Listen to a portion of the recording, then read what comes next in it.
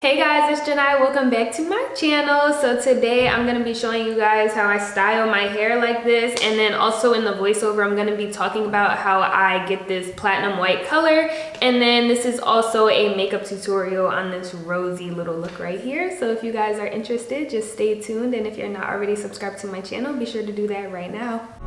Got me skirt, skirt, skirt like I stole it. I've been rolling, rolling, rolling, rolling, rolling.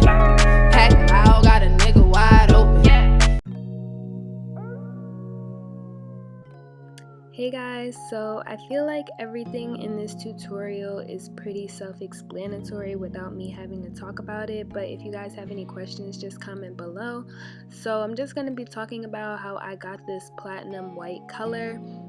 A lot of people have been asking me. I actually have a whole other video where I'm explaining how I got this color, but I'll just talk about it again. So 2 weeks ago I dyed my hair blue and purple. So before I did that, I bleached my hair using Clairol BW2, just because when I color my hair I like to bleach it blonde just to give it the most vibrant results. But anyway, fast forward to when I take all the colors out. I bleached my hair twice because I usually bleach my hair just to take the colors out.